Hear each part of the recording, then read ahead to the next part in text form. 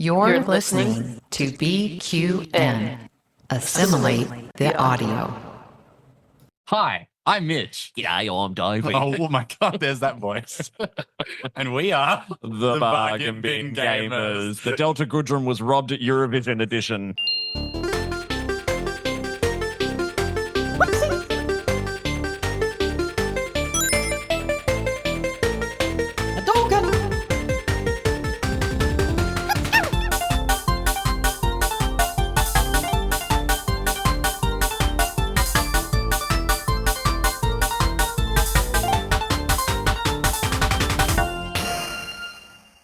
What do you mean fourth? And this is the podcast, and there's YouTube stuff still, I guess, show where we put the gay in gaming. While also looking after your hip pocket. Yes. Now, banter. Tell me about Eurovision, Davey, because I know you want to talk about it because I do too. What is there to say, really, apart from I'm never watching? Because if we can't, okay. But there's probably a lot of people who listen who don't know what Eurovision is. Yes. But, you know, for those, especially like our American friends, imagine if 43 countries sent the winner of The Voice to one big competition. And then just put on a show. An epic show at that. A 5 a.m. show. 5 a.m. For here. us. It's prime time in Europe when they actually play it. Yeah. But yes, and Australia has been competing for the last 10 years because reasons. And our darling sweetheart, our soap star, Delta Goodrem, was our contestant this year. Neighbours alum. And she was fantastic. She was fantastic. Yeah, robbed for sure. I know. I'm living for all the gays who are impersonating her performance. Yes. Standing on their dining room tables pretending that it's Beyonce's piano that lifted her into the air. But, you know. There's some contention. It's also, she is borderline doing drag, so it kind of lends itself to random men dressing as her. Kind of works. Anyway, she lost and I hate them. Shout out to Dara and shout out to Bangaranga. Bangaranga. Bangaranga. And as Courtney Act would say. And Courtney Act and Danny for being Australia's amazing commentators this year. I do agree. I do agree. I mean, look, I don't. We've got guests today who probably do not nerd as much about Eurovision as we do. They also don't understand any of these local references. They're just like, what the have we got ourselves into? It's two random Australians saying crap. Exactly. So, however, why don't you do the Patreon plug so we can just get out of this topic? Because I don't know why you brought it up. Because that's been my life. Before we begin, I just want to give a big shout out to the show's associate producers, Sam Johnson and May M. Cannot wait to see you this week, May, because I know you're listening. Well, I hope she listens because she pays for the top tier Patreon. So I was going to say, it's your show. pretty sure they are listening. And remember, if you would like to keep this and other BQN Network podcasts coming to you every single week, please sign up to be a patron over at patreon.com/BQN. And if Patreon isn't your thing, the best way you can help us is by leaving us a 5-star review on Apple Podcasts, Spotify, or your preferred platform. It helps others find the show. Please do, because I think we're like a 4 point something. That's not bad. Better than most gay people's Uber rating that I know. Oh, that would have been like someone who just like listened to half an episode just so they could rate us 1 because we have gay in our title. Fine. Yeah, that's okay. Listen, engagement's engagement. Give it to me regardless. Yeah. Anyway, we have guests. Woo! We have guests joining us from across the ocean. It is Connor and Nick, the Iconic Games on Instagram, two husbands turning Nintendo nostalgia into a lifestyle. Gentlemen, welcome to the Bargain Bin Gamers. Hello. Hi. Yes, thank you for having us. It's so good to have you. We have been loving your content for quite some time. And I was super excited when I reached out. And I think it was Connor who responded to me. Yeah. And you were like, yeah, we'd love to. And I was like, oh my God, have you seen their background? I was like, oh my God, I have to look. Oh my God. This is your first podcast, you were saying as well, which It is. surprised Yeah. me. So it was like, that was the question. It was like, should we do a podcast? And we're like, oh, why not? Let's do We're it. so used to, modeling for our reels and our posts and everything. So actually using our voices. Okay. Yes, that's right. Put our Yeah. toes No into lip syncing today. I'm sorry, Nick. No. lip syncing. Yes. I mean, Speaking of that though, I watched your reel on Eurovision. You were the one dancing on the table. yes. Do you know what Eurovision is? Do you know Eurovision? What's funny is just this last week, our Twitch friends were chatting about it. So I was all in. I was ready to watch it. Did not watch it this weekend. So now you're making me. I'm going to do it this weekend. Where are your friends from? Are they from Europe or are they Australian or? Mostly US, actually. Oh, okay. Yeah, yeah. Yeah. It does have a following in the US. It's become a more of a global thing. But it's Eurovision's gone from being this really like niche thing for anywhere outside Europe, which I think in the internet age it's really blown up because it's so weird and so wacky. Now it's all about like big shows and spectacle. costumes and spectacle and all that kind of thing. But yeah, you need to get on it, and I probably need to not descend into Eurovision chat. Yes. I need to fully you need to stop allowing him. Which I mean, Connor would be here forever talking about seeing I love competition seeing songs, competition like shows. The Voice, American Idol, any of those. He's like game for. So the fact he doesn't watch Eurovision is shocking to me. And usually a lot of the contestants who are participating have won something like The Voice or the X Factor in their home country. But yeah, you got to get on it. We're all going to go to Bulgaria next year because Bulgaria won and they will be hosting. Spoiler. Yeah. Oh, shit. Sorry. That's okay. You're No gonna worries. go back and watch. Didn't it start in like the 1940s or something? Like This is super start far from the back. beginning. You're gonna start. Yeah. You're going to go Right all when television the way hit to off. black and white. Yeah. Yeah, this was year number 70, Connor. So it's come a long way. Mhm. I've got time. No worries. I don't know if you do. I've seen a lot of your content. You guys seem to be busy. Yeah, you're right. I don't. We are. You know, it actually started as God, see what you've done. But it actually started Eurovision. after World War II as a way to unite Europe because they were so fractured and hurting, and they were like, oh, what can we do to bring Europe back together again? And they were like, let's have a song contest. I can guarantee you 70 years ago it was nowhere near as gay as it is now. No, but you know what also brings people together, Davey? What's that? Gaming. Oh, wow, that's Which a is what really it good is. way to try and segue out Yes. of Good segue. So for that one though, Davey, we'll ask our guest first because we always like to check in. But between the two of you, what have you guys been playing recently? It's been going on. Yeah. Oh my god, so much Tamagotchi life and so much Pokopia. Like that's about it. These past Eurovision and few Pokopia months. are the things that get him off. So he's gonna start. Oh yeah. Have you been with Same Tommy though. Life? Have you been getting like RuPaul and Miss Piggy to talk about fisting and like everyone else on the internet seems to be doing? That's basically our island. Yes. Oh, yeah. Yeah. Connor's whole idea was like, because we're doing it based on kind of what our Twitch chat says.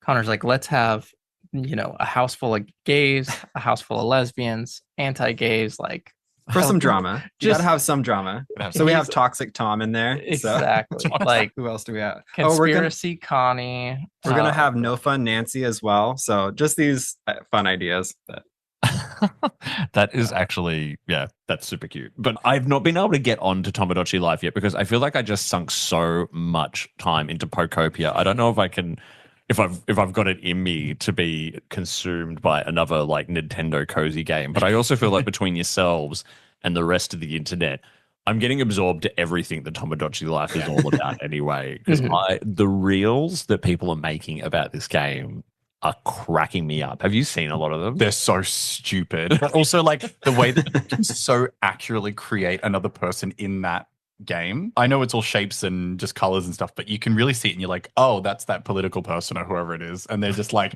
they're like tripping over on a beach and like falling in poop or something. And I'm like, great. Incredible content, guys. Are you often both playing the same game at the same time? so what we tend to do is, we have the game on. If it's a single player game, usually Nick's playing it and I'm just chatting. So, but we'll switch off every once in a while. It actually makes the stream really nice because we have someone focusing on chat and then also someone keeping the game moving too. The pro gamer. They get the controller, and the one who likes to chat a lot Ah, to have the captain's hat. What a For smart idea. Instead of getting a moderator, just marry one. That's fine. Yeah, exactly. Twitch moderator when Would have you a like to be husband. my moderator? Yeah, Connor actually doesn't use the other TV in our game room. He just sits there talking to people. Just talk to him. Purely decorative. Yeah. and it's quite the game room as well, by the way. We will get to that. Yeah. We will get to that. Thank you. Like, Yeah. pretty much all the Pokemon memorabilia because I was doing a bit of a deep dive with my partner recently. So Oh yeah. You've been playing Oh my gosh. Mitchell. what haven't I been playing? And I say that as If you say Pokemon Champions again, I'm listen, leaving. I have been playing Pokemon Champions because I'm a Pokemon person. Get off my back. But I recently re-picked up Black Myth Wukong which was a game that had like a lot of hype around it. I think it was like mid last year. It was made by like a Chinese company. I can't remember the name off the dome, but it was kind of like a Soulsborne-esque, kind of like myth-inspired game. I picked it up for a tiny bit and it just didn't really hook me, but I've picked it back up. Big fan. Huge. Love it. Isn't that like the one that's set in that whole like monkey magic? There's like there's a particular old school Chinese folklore tale. Yeah, Journey to the West. Journey to the West. Yeah. Yes. So it's based on that. It's very like Soulsborne-y. It's very like dark and moody and cool, and it's very tough, but it's been really, really fun. So that's like more of a single player. And then I've been continually playing Monster Hunter World, which I've been playing online, and I'm really bad at it because everyone is everyone is way better at the game than I am because I don't know how to like. I'm not very like stat oriented in this game yet. I haven't quite gotten the hang of it. So I show up and everyone's like fighting these incredible monsters and I'm in the back like, pew, because I want the loot. So apologies if anyone ever gets me. I'm really, really, really sorry about that. But what about you, Davey? What have you been playing? Haven't I been playing? I played Mixtape. Has anyone done Mixtape yet? No? Oh, but I've been hearing a lot about it. So Yeah. So is it good?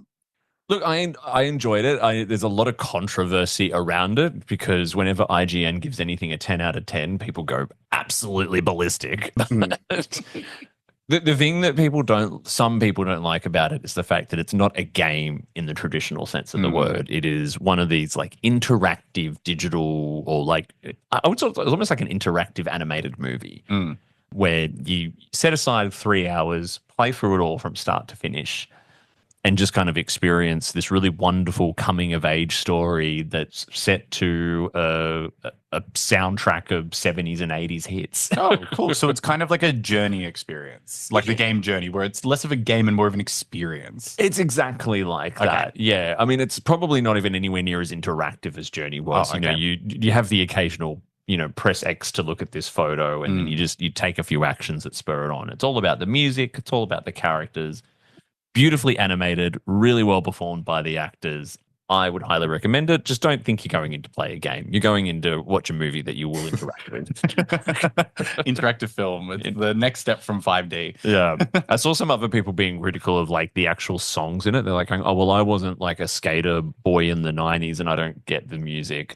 And it's like, well, it's not for you. It's actually not. Well, that's not even the point. Like the music is just like, it's meant to be like, hey, this was the soundtrack to someone's summer. And I think most people have had an experience where there was like music was very influential at a particular point in time, where you hear a song and it takes you back to a holiday or a summertime thing that you did or something along those lines. Wow, look at me getting deep. It's evocative. The word you're looking for is evocative. Anyway, Mitchell, Connor, Nick, I do recommend it, man. It only costs like $20, so that's all good. The other one I was playing was South of Midnight, the Switch 2 version. Heard of South of Midnight? I've heard of it. Heard of that one. So this is one of those, it's an Xbox Studios game, so ported to the Switch 2, using a lot of DLSS and all that kind of stuff to, make it look remotely what it looks like on the Xbox. And it is, it's a single person action adventure platformer. And it's all based around like deep South American folklore. Like it's all set in a swamp and there's all these like crazy. Like Louisiana style? Yeah. So I think I watched a short documentary on it. Like it's based on like South Carolina kind of folklore, which I mean, as an Australian man, I did not totally get. You're joking. Like talking catfish and stuff like that. But like it was still really, really charming. But it was unfortunate that unlike a lot of these other like impossible ports to the Switch, I was very aware that I was playing a subpar version of the game most of the time. Especially in handheld mode. Textures not appearing at times and a couple of occasional freezes. But anyway. Was it still all right? It was still all right. Was it worth still the finished cost, it. So. Would you say? Well, I got it on special for like $50. $50? Bloody hell. Well, I mean, that's probably only like $25 to these boys. So. Yeah, true. In this economy. we're talking AUD here, fellas. So anyway, gaming news of note. Well, we all own Switch 2s already, so we're probably not affected by this, but the Switch 2 price is going up. To what? I don't know, more? More than what it is now. Is it Is that affecting anyone that you guys know in particular? I'm assuming that all of your Twitch Oh. because they probably already have a Switch too, but I mean, a lot of them do, but I mean, it's expensive to get a Switch too, so a lot of people hold off. Mhm. So now those people are kind of even more trapped, right? Yeah, what is it? A $50 increase? It's $50 for us. Yeah, it was $449. Now it's $500. Actually following a trend from like Xbox and Sony who've done the same with like PlayStation and Xbox. But yeah, similar to us, like, so, in Australian dollars, it costs $700. Yeah. And it's now $750. I heard them say on Checkpoint, which is a radio program here that does gaming stuff, that, like, hey, if you were going to buy one, an extra $50 is probably not going to sway you. well, I mean, an extra $50 in this cause he lives. Like, I know. it's expensive out here, Have Yeah. you seen petrol? Yeah, well, we are a show about affordable gaming, so Very we need to complain endlessly about this. But yeah, it's, I don't know whether, I mean, I guess, like, guys, you probably feel the same as us. We already own it, so we're not swayed by it either way. But Right. yeah, like, I mean, but we already, I mean, looking at your surroundings, we already have a very expensive hobby. That's very true. Yeah. We're guilty. Yeah, we're guilty.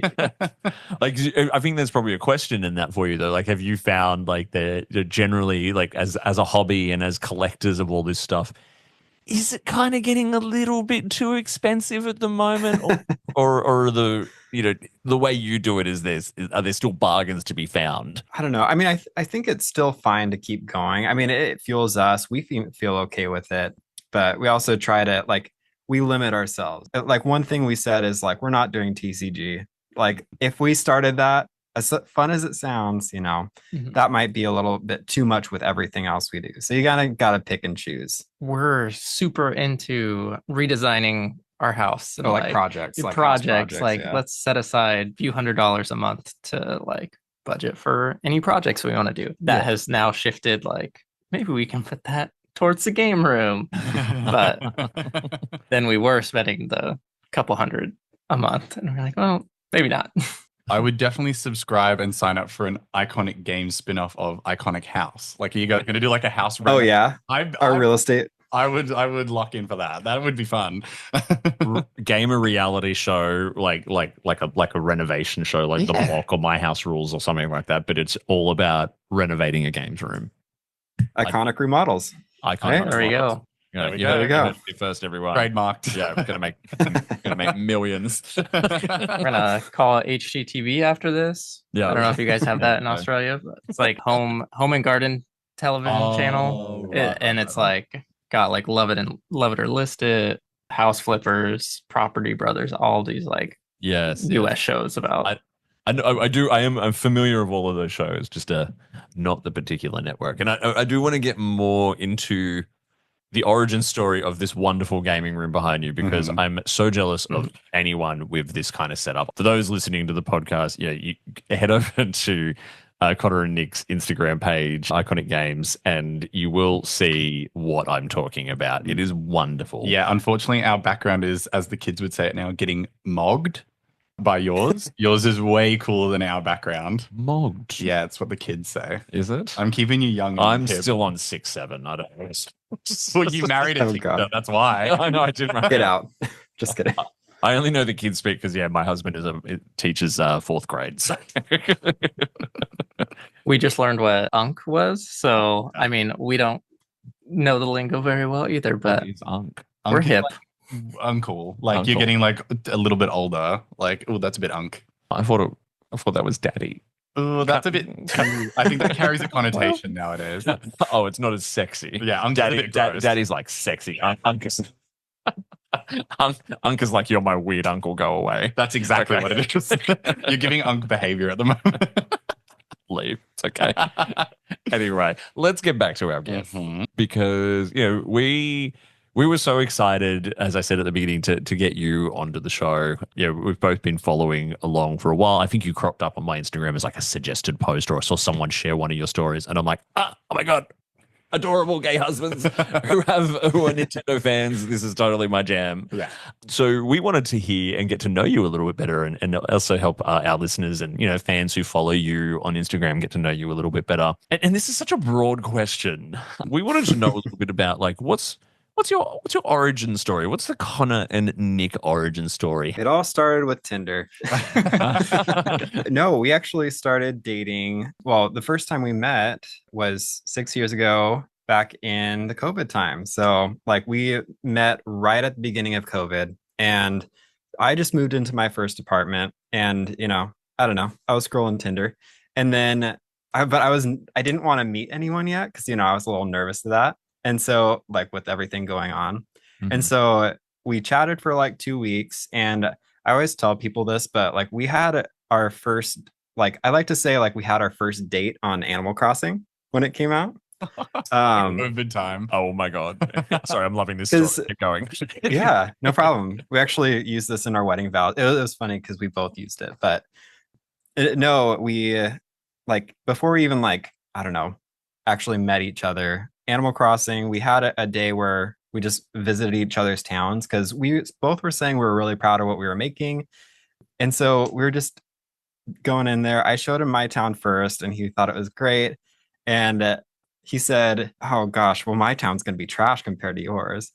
And then I was like, mind you, I had never played. This is like my first introduction to whatever Animal Crossing was. Like everyone's buying New Horizons because of COVID, so I'm like, I might as well get it. So tried it out, and so I assumed I'm terrible at it. And I was Connor, nervous. Was it trash? He's married you now. You can admit it. Was it trash? Well, I was nervous because I was like, oh no, this guy I like is gonna like, I'm gonna have to tell him like, oh, that looks great, But I went to his town, and it was like incredible. Like it was like kind of like perfectionist behavior. He had every little square had a little design on it. There was furniture everywhere. It was like immaculate. So, but it was really fun. We did some like as much datey stuff as we can on Animal Crossing. Like he made a little picnic area, and we sat down next to it, and I don't know. It was really cute. That is adorable. Is this before you met each other in person? Yes. Yep. Wow. Because we were at that point, it was like, I think the direction was stay in your pods, don't go meet anybody, and then if you do, like, you have to remake your pod basically. So I mean, that was one of the benefits, is like once we did finally meet up, it was like, okay, well, we can't go date around and like meet other people. We're stuck together now. But I mean, that's where we would pull out 2 TVs and play next to each other, or one of us would be playing our Switch handheld, and we would just compare like how we were designing our New Horizons islands. A lot of Smash. Yeah, Smash Bros. At first Connor was really adamant he was a Zelda fan, and then he met me, and I've got 20 tattoos, all Zelda related, and I'm explaining how the lore and the timeline works, and he's like, "Oh my god, I didn't know like this existed." Yeah, it's like I like errand. Koroks. A fool's errand to explain the Zelda timeline, but go on. Yes. So it was just those first few months. It was like obviously just us two and exploring the different games that we both grew up playing, ones we despised but tried to play for the other person. Mario Party specifically for me, I do not like that game because of Daisy and Are you a ruin it for competitive me. person, Nick? And because Mario Party, I feel like is not good for people who are actually competitive. Because my husband doesn't really like games, but he plays Mario Party with me. But he's super competitive. He's into sports and stuff like that, and he can't handle how unfair Mario Party is in terms of like winning. Yeah. Right. Yeah, I'd say I'm competitive, but I'm okay losing. Oh, okay, yeah, very. But when it's like crazy Mario Party rules where you're like, okay, I've got 3 stars ahead of everybody, and then we get to the finish line, and then you randomly get dropped 4 bonus stars, and it's like, wait a second. I love the online Animal Crossing version of dating. Making sure that your island looks amazing is like the equivalent of meeting someone. Cleaning up your house. Stuffing away stuff under the bed. Exactly. I can remember Yeah. when I was when I was single and I would be like dating someone and be like, oh, I need this person to think I'm really sane and together, and like before they see what an absolute Before they mess, really mess meet of a me. human being I am. That's also really adorable about like going to each other's island and having a picnic. At that point, were you guys living in the same city, or were you like further away than that, or where were you? We were like, what, 40 minutes away? Yeah, So 40 minutes. We made it work. So yeah. I mean, we weren't doing anything else. So Yeah, it was like might as well Monday through hang out Friday. every day. We'd do our work from home jobs, and then like, okay, well, time to go meet up and play some games again. Far more well behaved than any of the gays in Melbourne were during the pandemic. Definitely that we know. they But we won't go there. They were pretty bad. And so how did that then inevitably blossom into doing like online content? Was it like the switch to content creator pipeline? Twitch, sorry, not Switch. So we ended up buying well, we had different houses, but we ended up getting this house like 2 years ago. Mm-hmm. And before this house, I had a bunch of amiibos, like too many to put out. And so they were in boxes. And I hated that. And so when we got this house, we were like, oh, wow, it has this room that we're not using. Maybe we should make a game room. And so we had this little setup with our 2 TVs in here. And we were like, how cool would it be to like make this even bigger? And then so we started doing that. We wrote it on paper, designed it all. Like, here's the IKEA shelves. It's this measurement. Like, we got this wall like down to a T. It's on paper somewhere. And then I think I had a friend that was like starting to get like popular on Instagram. And I was like, wonder if we could do that. So researched it. There was a lot of learning. I'm sure you guys know that with your podcast, but took a few weeks and learned everything I could, absorbed everything. And we ended up just learning as we went. And yeah, that's kind of how it started. I wanted to just keep putting it off because I'm like, we don't even post like on our personal like social media.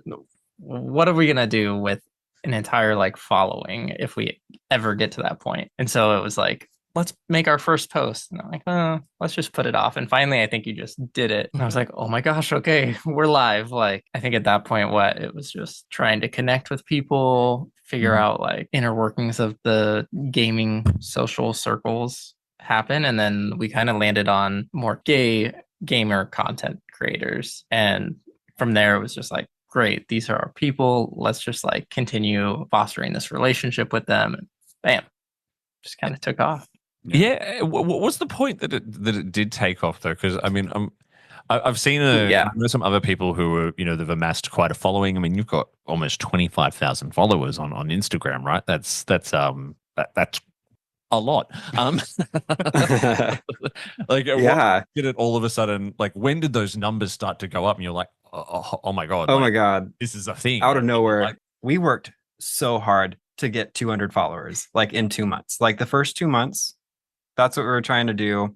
We had a goal of getting like in 6 months, we wanted 1,000 followers. We thought that was like a good goal, challenging, but it was in January. So like 3 months in, and we had started doing some meme content. So like we took nostalgic games like Mario Party, for example, and like found the little, what's it called? Like tropes in it or something. Like the tug of war, where your palm just got ruined after. So like that one, or the facelift game everybody loved, the Clefairy thing on Pokemon Stadium, that mini game, all of those. And we tried to take a little spin on it to make it different or relatable, whatever it might be. And we saw that, well, we were watching Squid Games, and this is the content that took off, was Mario Party spin-off with Squid Games. Someone did it with like the first season of Squid Games. So we were like, what if we tried to do it with something from the second season?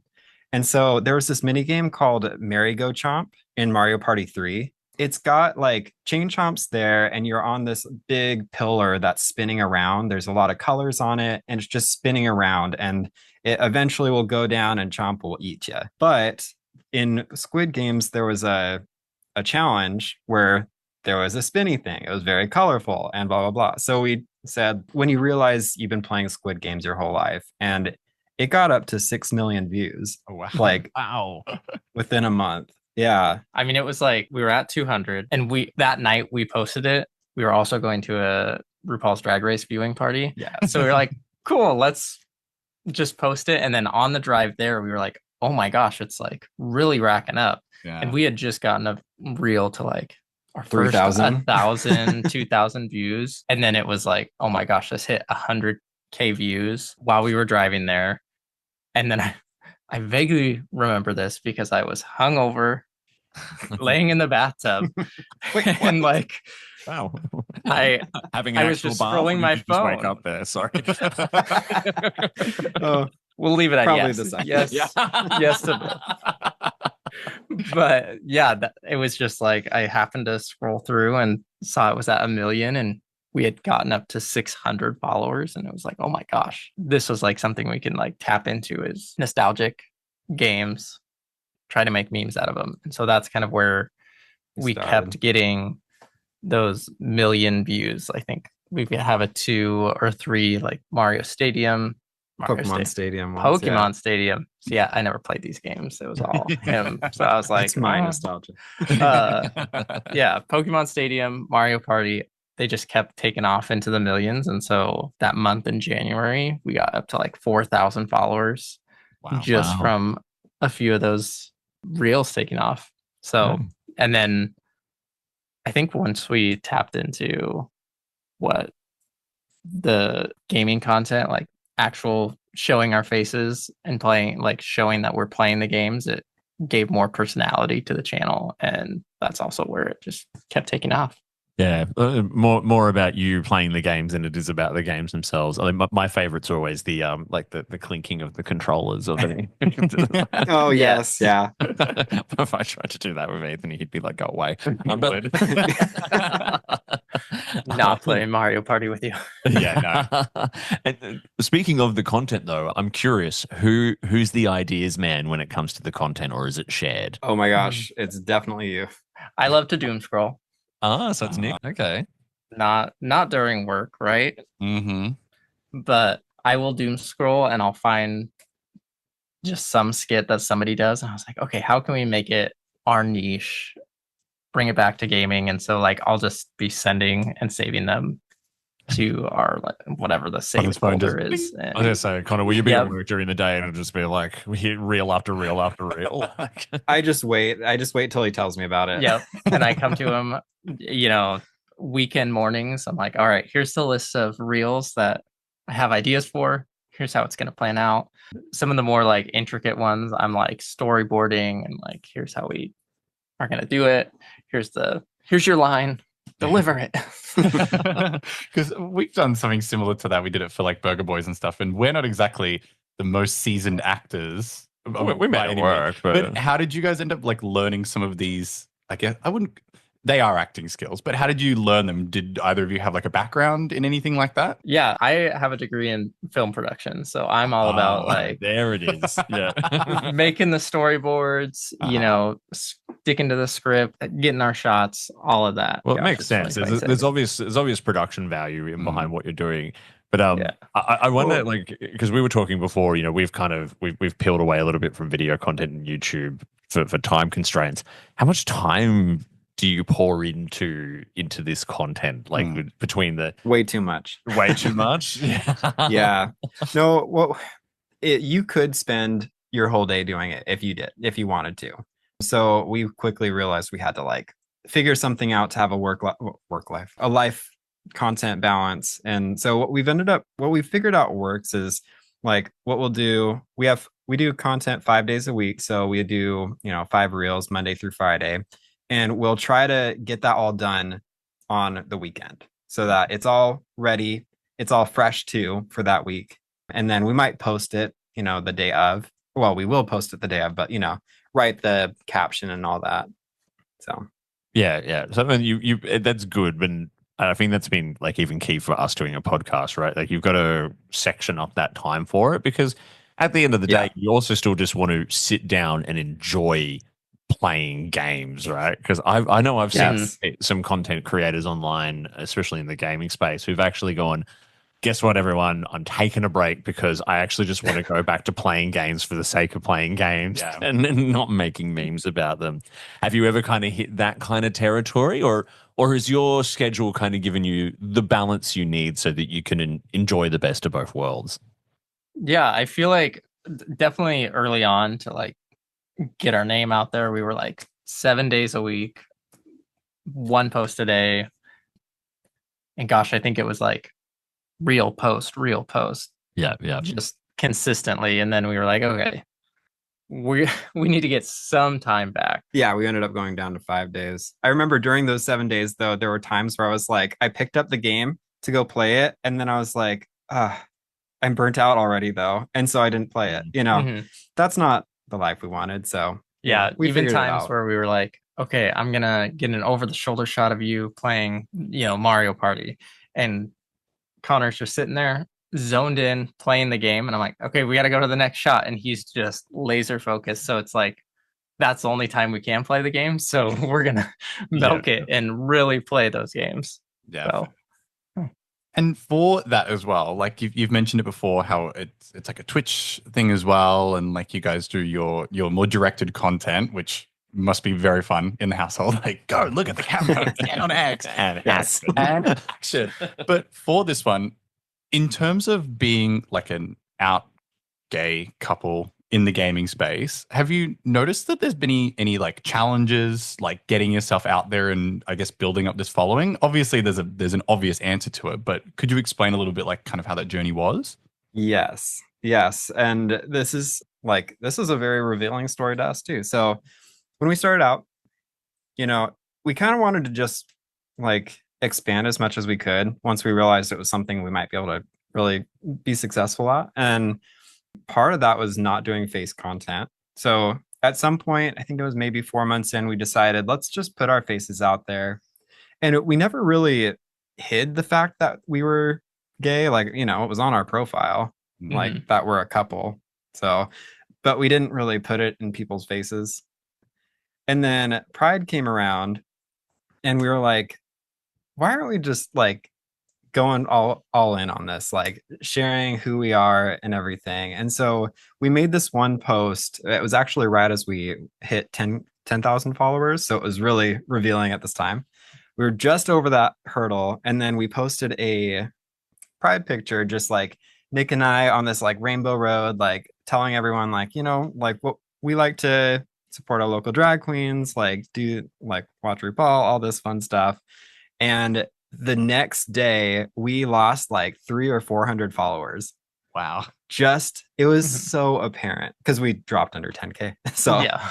Wow. When I remember I made a post about it, or like a story, because I was like kind of down. I was like, it's just sad that people are unfollowing us just because we posted that one post. It was just so apparent. Positive side of that was we got like 40 people responding to us saying like, no, that's stupid. Like, you obviously didn't need them as followers. Yeah. And you should be putting out content for you. And we took that, and ever since, we just been ourselves. Yeah, it kind of like helped us recenter. Like, we shouldn't put aside our values, our morals, just to please an audience. We're showing up online to make, what we've created so far is just like this very positive community for people who don't kind of fit that, I guess, cliche, chiseled, fit, gay man mold. The man mold, I'm gonna go get me a man mold. Love a moldy man. Sorry, Scratch too hard. You trigger us off. The man mold. We go off on a tangent. You're good. But yeah, it really helped us, like, I don't know, open up more. Sounds like you found your identity a little bit through it as well. Yeah. Like you're putting yourselves as a couple out there as well as your content, right? Like, it's not, there's, as we're learning from talking to you, there's a lot more to your relationship than what we see online, obviously. But, how has that been as a couple, right? Having your your relationship on display? Like are there any challenges that you have with that? Or is it helping you guys just be closer and tighter together because you've got this amazing thing that you work on together? Especially when we're like making content, we're like, okay, we say like, I love you, and then let's go make the content. Oh my god, it's so true. And I know then exactly afterwards we're why like, you're doing that. okay, let's have a Yes. hug. And that we have to hold the hug for like 20 seconds, and then you like feel all the release Before the you built pick up each other up. frustration. Yes. Yep. So, and then we're like, oh great, all the content we made is great, we're happy again. Yeah. So I think really for us personally, it's like made sure we continued that foundation of like, we will have conflict, but if we're able to come back together and talk about it, build upon it. Yeah, well, you guys are co-workers, like technically. Like if you think I of know. you live together and you work together and you're in each other's face all the time. And of course, you guys are COVID couples, so being locked in a house together probably isn't the worst thing.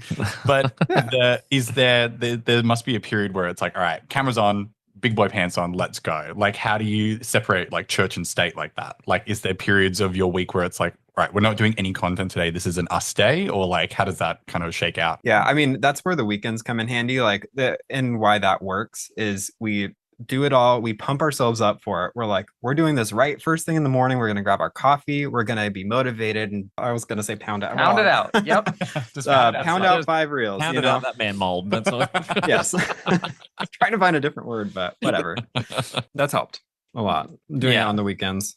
And then I guess for our community, like having our relationship on display, I feel like we've had not just queer couples like reach out to us, but like straight couples saying like, oh my gosh, I appreciate the dynamic that you portray in your reels, but also like I can't wait for my significant other and I to have a game room like this. Yeah. So like really hearing that from queer to straight, anywhere in between, everyone seems to want to come to us and be like, I really appreciate what you do and aspirational. you show up.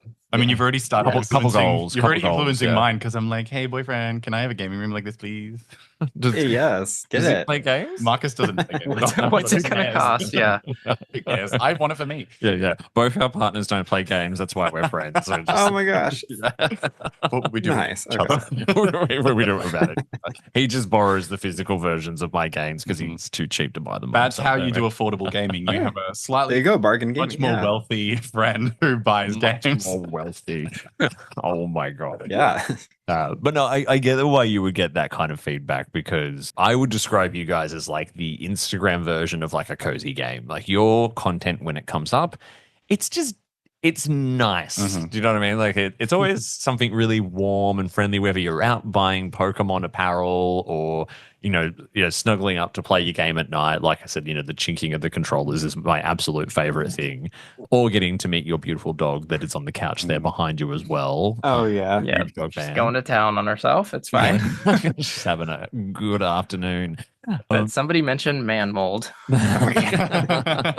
What have been some of the other like really best interactions that you've had with fans online? Obviously since things have taken off and you found, what your niche was, which you've stuck to really well, by the way. Some people kind of go like in all kinds of directions, but yeah, what's some of the most rewarding interactions you've had with people who are fans of your content? I think the messages on Instagram, that's just, it's so nice seeing that when people reach out to you and just like say, oh my God, I love what you and Nick have. Like, it's amazing. I want that for myself. And I love your content. Like, it's really, I don't know. It's nice to hear that. But also Twitch has been the greatest thing to happen to, I feel like, because wait a minute. well, besides you. That's right. Okay. Second greatest. So we started Twitch in we started Twitch in January, and something about it, like we got this like core group of people that come to almost every session, and like people keep joining in, and we're starting off as newbies to it all, but it's just so fun. And what I've realized about like my personality when I'm on like Twitch is I feel like who I am when I'm talking on there is who I am with Nick, like when we're at home together. So I don't know. I've gotten so open and it's been just like hanging out with friends. So those interactions are really meaningful. Yeah, I will second that because Connor gets spazzy when he's like playing a game. He'll say the darndest of things. Yeah. And so like, gosh, a few weeks ago we were playing like Super Mario Galaxy and he accidentally jumped off into the abyss and he's like, my mama is Connor. And like the string of words that he just puts together, it's so funny. And They then don't he make like sense. chat grabs onto it. And so like everyone's like, oh, hi, Mama Connor. Like that's Yeah, his now it's a thing. thing. So just building those kind of inside jokes and just really becoming who you are, Mama Yeah. Connor. That's what I was getting at. Is I am Mama now.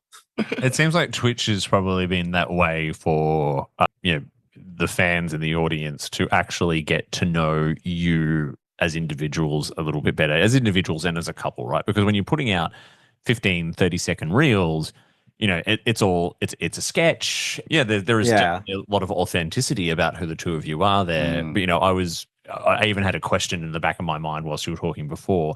How much of what we see on Instagram is the real Connor and Nick versus the Connor and Nick relationship when the camera's turned off? But it sounds like Twitch has given you that experience to kind of open that door a little bit more and explore that with the people who enjoy your content.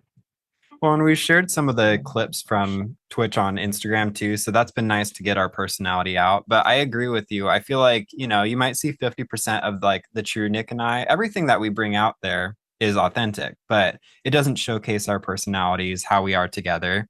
Twitch will give you 90% of what we like truly are, and or 100%, I'm a really big fan of like long form content. So I was on your YouTube channel and I was really enjoying your Pokemon XD Gale of Darkness playthrough because I put on those in the background while I do stuff, like when I'm doing my chores and things like that. So I'm going to be joining your Twitch hopefully for some more of that, the Pokemon XD style gameplay. But that kind of leads me to my next question, which is what I hope is going to be long form content. But what is next for you guys? Like, what is like on the horizon that you could share with us? Yeah, no, YouTube is one of them. But as you guys know, it takes a lot of time to do like a lot of stuff. We have to figure out how to like make space for a little bit more work. So, but I did recently figure out how to get the Twitch VODs to YouTube, so I'm glad you saw them. That's great. I loved it. You're our one view. That's great. You're welcome. I'm probably going to watch it a few more times, to be completely honest, because I just put it on in the background and I love it. And use 2, 3, and 4 as well. Yes. Those Gale of Darkness ones are fun because Nick's just playing his game and we're just chatting. We're just having a good time.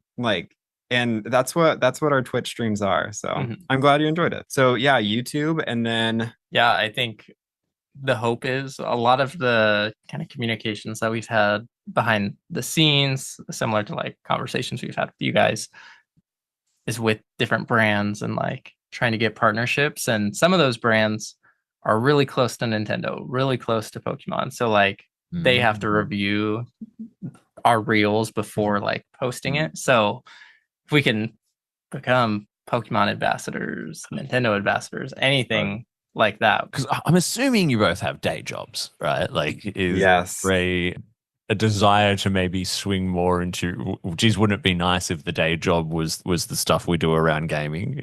Is that a bit of a goal? 100%. Oh yeah, absolutely. I think that's a goal for anybody who's passionate about gaming and like okay with others being a part of the experience. There are some people who want to do YouTube and things like that, but maybe just don't have the talking skills or like public speaking skills that you really kind of need. And I mean, my nipples are on the internet in some of our reels, so it's like I'm out there. Why not? It went there, didn't it? Nintendo, if That you're was listening, such which a we know jump. you are. Your nipples are around the internet too. Yeah, they're not on reels though. They're just like, well, just for shit and giggles apparently. I'm not Can even you making drop any that money. link after this? Yeah. I feel like the same, right? Like, there's so many through doing this podcast, we've met so many amazing people like yourselves, content creators, Twitch streamers, independent game developers in the queer space as well. And there's so many of us who are just doing it for the love of it and the community of it. But then a few of us also get really lucky and have got, wonderful, charisma and personalities like yourselves and can potentially kind of take that to the next step. Like I would definitely be doing more YouTube content if it was lucrative for me and I could quit my day job that lets me buy games for Mitch. Thank you. Full time. Well, we will definitely continue to keep supporting it because we would love to see more of that come out and more of that good fortune come your way. Well, yeah, and that's the thing. Like we're all a community, even though we're far away. We're still part of like a same community. And Davey's kind of speaking about what I'm meaning, which is we're all trying to do the same thing. Some of us are a bit luckier than others, and they might make it big. And so it's just like a shared valor. Like if you guys get even more 100%. successful and you get all these incredible Nintendo and Pokemon sponsorships, don't forget about me. But like it's really exciting and it just motivates us more because we do it for the love of it. We don't do it because we get anything particularly financial back from it. If it does happen, we'd be more than happy. But we Patreon.com/BQN, everyone. But we do it for the love, which is why you guys started as well. So it's good to see that it's flourished. So congrats. Yeah. I mean, I think the nice thing about both of us being a part of one page too is like the followers that we get, like, well, we can't keep track of them. But when we get reached out to and like build a relationship, like one of us is going to be able to respond and sharing the workload. Yeah. Sharing the workload. That is nice. Yeah. Really helps us connect with as many people as possible.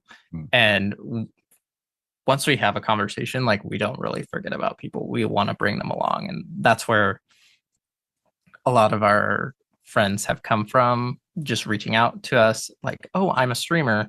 I do Twitch. We pop into their streams and like say hi. And it's like, it lights up their day. And like, oh my gosh, Iconic Games is here. Like, this is awesome. And we're like, we have less Twitch followers than you, but like, you're looking like a professional out here. So, and they're like the celebrity. Just really like, that community. And I think maybe that can break some stigma with those bigger channels. Is like, if you just reach out to them, odds are they're gonna see the message and respond. Yeah. We're all just people on the internet, right? Exactly. Some of us just have more followers than others, but we're all still just people at the end. We're going to move on now to these are the like more personal get to know you questions that we've started asking guests when we have them on. So there's two questions, and so we'd like to hear from both of you on both of these. So the first one is, what are the 2 to 3 games that have most influenced who you are as a gamer? Who'd like to start first? Wow. Okay. Wow. That was so romantic. There you go. All right, I'll take it away. I feel like one of my pillars has to be like the Zelda series, so not a specific game. If you want to get specific, I'd say like Ocarina of Time and Majora's Mask. Although I think Ocarina of Time is a little overrated. Sorry. Cut the mics. Cut the camera's dead ass. No, when I was, this might age you, Davey, but when I was like 4 or 5 years old playing Ocarina of Time, I didn't know how to read. So well, I would like try to figure out where to go and everything. And I would 15. yell at my yeah. So during that time, I would have to like yell to my mom downstairs, like, come read this for me. And she just kept having to come back and forth up the stairs. And she was like, you know what? I cannot keep doing this. You learn how to read. So like Ocarina of Time, like really taught you how to read. Taught me how to read. No child left behind. Yeah. And from there, I mean, Majora's Mask, obviously the superior of the two. Sorry, Davey. No. I'm a big fan of Majora's Mask, don't get me wrong. But I mean, it's one of those things when we talk about this, right? It's a lot about who you are as a gamer, but also when you came of age as a gamer as well, right? Ocarina of Time stands out much more for me because I was a teenager at the time, and it was my first experience with an all-absorbing narrative game, which is 12 years younger than me. Just doesn't, that same nostalgia is not going to hit him because he got to experience games narrative-based games when obviously the technology had come along a lot further. But Anyway, It was Angry Birds, your narrative It game. was Angry Birds, yeah. He made up his own little stories about them. And Not that bad. But I have to agree, though, as someone with Zelda tattoos as well, Hey. I'm a big Zelda guy as well, but I've got the newer ones. So you said you had a few. Do you have a few of them? I do have those ones as well. I've got Varuta's on my back. All the champions. Where- Or not where Divine is- Beasts, sorry. for those listening, Bonoboris. Nick and Mitch are just showing each other their arms at the moment. Right? Yeah. Just flexing a little. So, Connor, what about you? What have been some of your most influential games? Completely different. Mario Party and Animal Crossing for me would be the ones. And it all comes back to childhood nostalgia for me because I used to play Mario Party with my sister all the time. I would actually play it to the point where I was one of those people who, they have the 10 turns, 20 turns, or like 50 turns. I always wanted to play the 50, and my sister hated me for it. So, but yeah, all the mini games, that's like my favorite thing in the world. And then Animal Crossing, I've played every single one. And similarly, like my cousins and I used to play those like family get-togethers, and we'd like help each other out on the game. So lots of fun nostalgia for both of those. Yeah, cute. And I think Animal Crossing for both of us too. I mean, that's how we that's ended the up origin story together. right That's there, yeah. Yeah. So Right back to the beginning. Yeah. There we go. those are some big influence on us. Oh my god! And I'm gonna, that story about having picnics and all that Yeah. Animal Crossing is gonna live rent free in my head forever. It was so cute. I'm gonna go tell my boyfriend. I'm like, why didn't we meet like that? Another part of it, we actually like sat on a log, and then we would like, when you scoot and like you can't go that direction, you'll like bump and stuff, like you'll wiggle around. So Yeah. like we would do that and bump into each other, and it was like kissing or something. It's like that's our Oh first my kiss God. on this log. Yeah. Stop it. Not or something. It was kissing. It was in kissing. Animal Crossing. Nintendo, if you're First- listening. First date. I can't deal. That is so cute. And so for the two of you, so I'll get you both to answer individually, but what is your most shameful game that you have not completed yet? What is the game that you haven't yet finished and you're like, oh, I really, really need to get around to it, but I haven't? Call it the pile of shame. Yeah. What's the worst game on your pile of shame? Oh, He's looking at the games. Connor's looking at the games on the wall. There's actually a lot that I haven't finished. can I answer for him? Yes. Go Oh my God, on. please. Tears Go of the on. Kingdom Tears and Breath of of the the Wild. Oh, yeah. The fact, well, I'm a completionist, so I'm 100% everything, Mhm. all Korok seeds, you name it. Wow. But Connor left a bunch of shrines undone. And meanwhile, I'm on like my third playthrough of I was Tears gonna of the say I've seen Kingdom, it and 3 I'm like, times, so Come I'm on. good. So wait, you've done this. But- You finished the story, Connor, but not the. Is that I what finished I'm the hearing? story. Yes. Yeah. Yes, Nick's but version not. of you not finishing it is you haven't gone and found all 1,000. Technically, gods. did beat the game. exactly. I can't play a game that has the possibility of 100%ing it. Like Pokemon, I could put down and like not get everybody to level 100. Like, but Mhm. if there's an option like Metroid, doing all the pickups, Mm. Zelda, finding all the Korok seeds, Piece of Heart, anything. That's your jam. Can I Don't talk to me until I finish it. You guys have the perfect like pie chart of gamers where you are the completionist that like plays every game. Like I have to complete 100%. And Connor's like, well, I like the cute, cozy games. Like Yeah. I'll play Animal Isn't it Crossing. funny? Yeah, Cute. that's a great way to describe it. Yeah. Yeah. We complete each other. Look at that. Aw. And what about you? What about you, Nick? What's your most shameful one? What have you not 100%ed? Gosh, Yeah, he doesn't want to admit it. He's like, I will say Metroid Fusion. Never really got into the Metroid series until like the end of the Prime trilogy. And then I went back, played as many as I could. And once I got to Fusion, I like had to look up where to go almost every point. So YouTube videos. And then by the time I got to like the final boss, I could not dodge well enough. And I was like, nope, I'm done. yeah. I died too many times. Metroid games do And- that. I've abandoned a lot of Metroid games for the same reason. And when you come back to them, you're like, where am I? What do I do? What are all the moves? Yep. again? You just got to start over. Yeah. Oh, there you go. All right. Well, those are some unique ones, actually. Yeah. The Zelda ones come up a bit, Yeah. actually. The Zelda, especially Breath of the Wild and Tears of the Kingdom, those come up a bit. But yeah, I've never heard of a Metroid. That's good.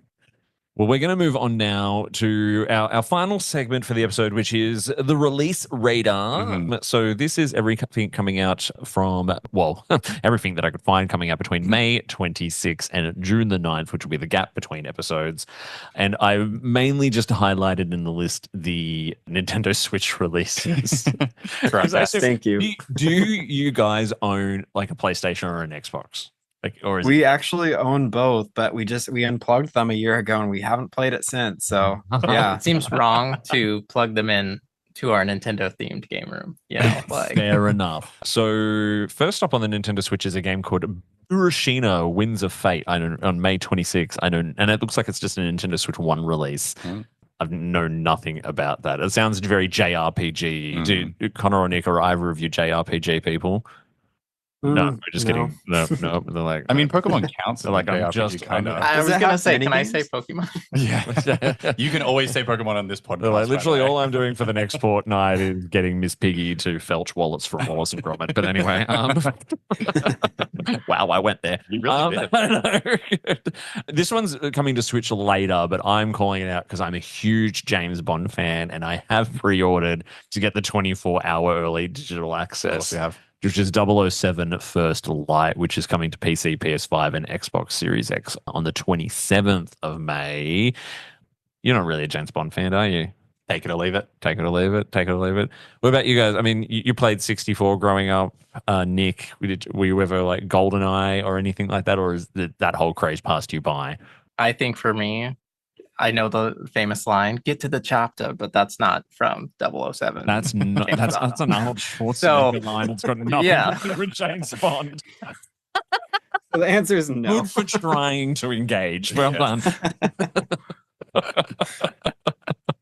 And I'm interested to see what the Nintendo Switch port will look like for that, because this is looking, it's a very like technical, high visual fidelity game. Oh, really? So, I mean, but hey, they've pulled off some miracles on the Switch 2 already. On the 28th of May, Stray is getting a Nintendo Switch 2 edition. Keen for that one. Yeah. Did you play Stray? I didn't. I really wanted to though, because I love cats. So big fan. Have you boys heard or played Stray before? I was just actually watching someone stream, not Stray, the other Little Kitty Big City or something, but Stray. I know I that love one. cats too, so it's very tempting. I'll probably get it if it's like not super expensive. I think it would be because there was a Nintendo Switch 1 version, which, like a lot of Nintendo Switch 1 ports, was very, very dialed back. But I played through it on the PS5. It is a wonderful game, especially if you love cats. Like the whole mechanics of controlling the cat and putting him up on a shelf and getting him to just kick stuff off and be a little asshole is fantastic. And I also think if the Switch 2 version is good in terms of just the way it looks and the way it plays, it'll be a great portable game. Yes, It'll I be agree. really, really Good for a plane or something. Yeah. No idea what this next one is. Monochrome Mobius, Rights and Wrongs Forgotten on May 28. Good for it. My Little Puppy on May 29. Can anyone going to play that? No. My Little Puppy. My Little Puppy. Is that a My Little Pony spin? Sure.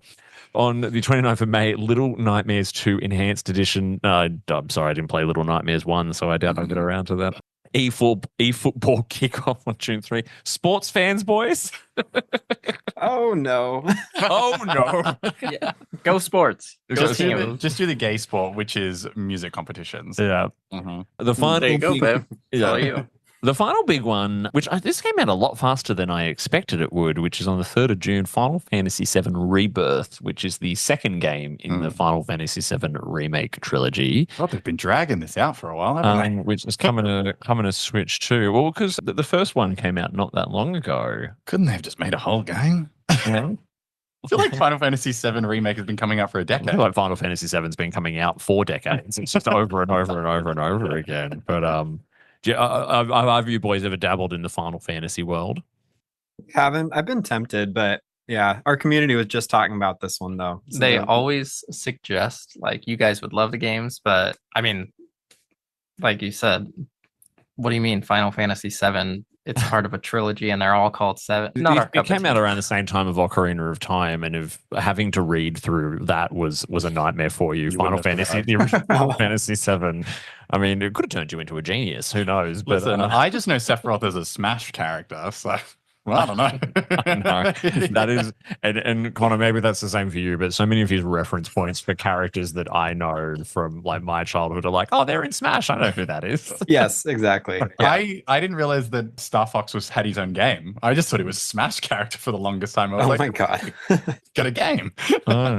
That'll be coming out soon. Would you guys be picking up the new Star Fox at all? We might do that. Yeah. Because that's Yeah. Actually, I didn't play it, but my friends love it, so I kind of want to get into it. Well, there's also a whole bunch of other stuff coming out as well on other consoles, but we don't care about them today. This is a Nintendo podcast This is a special Nintendo edition. Well, this has been a lot of fun. Thank you so much for replying when I messaged and for your just coming and having a chat to us and geeking out and letting us get to know a little bit more just about who you are. We're going to keep following the journey. And for those who don't know, where can people find you and continue to follow along with your content? Oh my gosh, yeah. So we're on Instagram, Facebook, Twitch, and we have like 3 videos on YouTube. So yeah, at Iconic Games. And if you guys didn't know yet, it's iconic because Connor and Nick equals iconic. Yeah. You were this many years old when you figured that out. I saw your face. Oh my god. Yeah. I thought it was like a reference to something, but it is a reference. It is. To It's a reference to their name. It's us, yeah. Crazy. Where is the branding genius that came up with that? It was Nick. You What? No. From Nick. You were like, It was us. there's absolutely no way it was you. Because I remember you were very adamant because all of our streaming little bubbles are name iconic. So we didn't have separate profiles from our family. And I was like, we just keep that, keep it rolling. And instead of iconic, we do 2 N's. So then it's your name and my name. We're good. That's a smart. There you go. Well, we'll keep following along. We'll be jumping in the Twitch streams but they do happen when I'm at work, though. Yes, they happen when I'm at work. So when I work from home, I have you on my second screen in the background. And hey, maybe we'll get you back on one day when we'll review like some new game, a new Nintendo game that comes out. And if there's ever a new Smash or something along those lines, it'd be great to have. Oh my you gosh, yes. Yes, please. We had a lot of fun. Thank you for inviting us. Yes. The person I'll become, if you guys do become Pokemon spokespeople, I really do apologize. I will become. You'll be part of your entourage. I'm still teaching Connor all about type matchups. Oh, it's true. We'll see. Where I'm like, you got to give the right item. Have you EV trained, IV trained? What ability are you going to use? All right. Well, that'll be a whole nother episode. Yeah, you can. We'll just do that. It's just like I'll just sit in the cut chair in the corner, shall I? Well, thank you so much, Connor and Nick. It has been wonderful to meet you. We'll be back again in a fortnight, and until then, I've been Davey, And I've been Mitch, and we've been the Bargain Bin Gamers.